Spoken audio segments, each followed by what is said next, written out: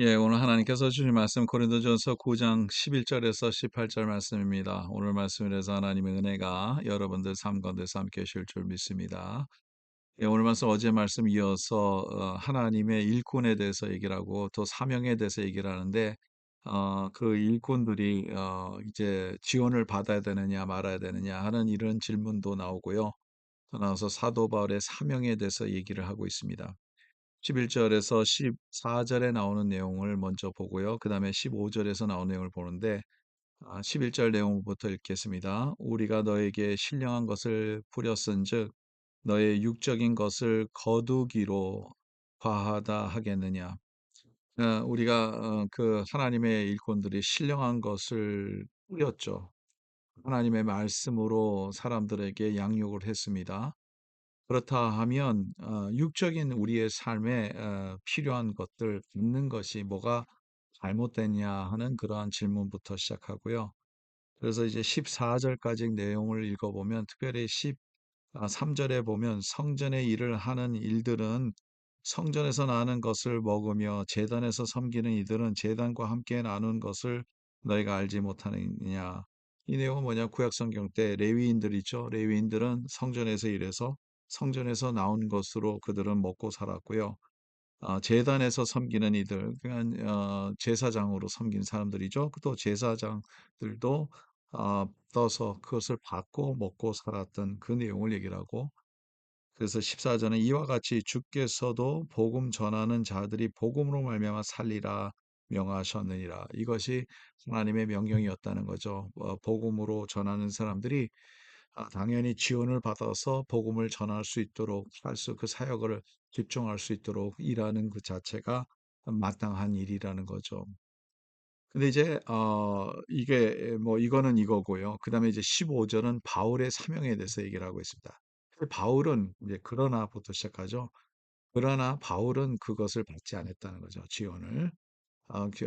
이제 재정적인 지원을 받지 않았다. 물론 바울이 가다가 어떤 교회가 필요하다면 뭐 지원을 받았습니다. 그거는 뭐 성경 안에도 늘 있었던 거지만 본인이 생활하는데 그 지원을 안 받았다는 거죠. 이 내용에 대해서 바울이 얘기를 하는데 그 이유가 뭔가 하면 쉽게 이걸 설명을 하면 하나님의 더 큰 상을 그는 기대했던 것이죠. 18절 보니까 그런즉 내 상이 무엇이냐 내가 복음을 전할 때 값없이 전하고 복음으로 말미암아 내게 있는 권리를 다 쓰지 아니한 이것이로다. 이 받을 수 있지만 그 권리를 다 쓰지 않았던 것은 복음에 관한 내용에 대해서 하나님의 상을 기다렸다는 거죠. 물론 이 상이 훨씬 더 크겠죠. 세상에서 이렇게 지원을 안 받고도 하나님의 일을 하는 그 자체가 얼마나 큰 상입니까? 그걸 하나님을 위해서 살아가면 하나님께서 그 상을 안 주시겠습니까? 상 반드시 주십니다.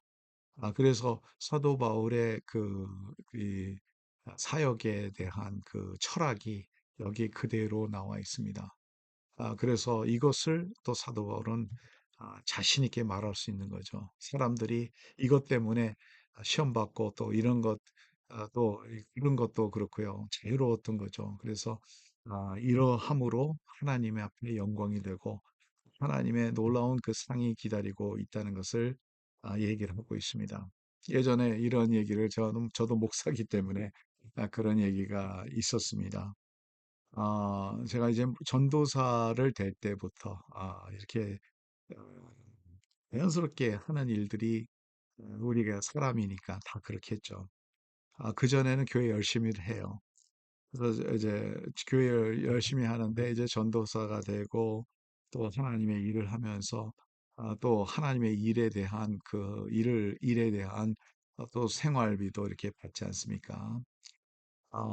다들 모든 사람 다 말하는 게 절대로 아닙니다. 그러나 대다수의 사람들이 이렇게 처음부터 이제 교회 일을 하다 보면 전도사로 이제 처음 시작하잖아요. 사례 받고 하는 일이. 근데 그전에 했었던 그 모습 저도 포함해서도요. 그전에 교회에서 일했던 그 모습은 그냥 즐거움으로 일을 했는데 전도사로 일하면서 이제 시간도 이제 '내가 너무 많이 일하는 거 아닌가.' 하는 이런 생각부터 하게 되는 그러한 사실들을 우리 자신을 발견하게 됩니다. 뭐 물론 그거 자체가 우리가 그렇게 각자 개인의 그 신앙에 따라서 하나님을 위를 위해서 하는 것이 너무 중요하고 소중한 그러한 일이지만 뭐 저를 포함해서 그렇다 그런 얘기를 말씀드리는 겁니다. 그래서 어느 분이 그러더라고요. 교회에서 돈 안 받고 일하는 것이 돈을 받고 일하는 것보다는 훨씬 더 값진다. 어쩌면 그럴 수도 있습니다.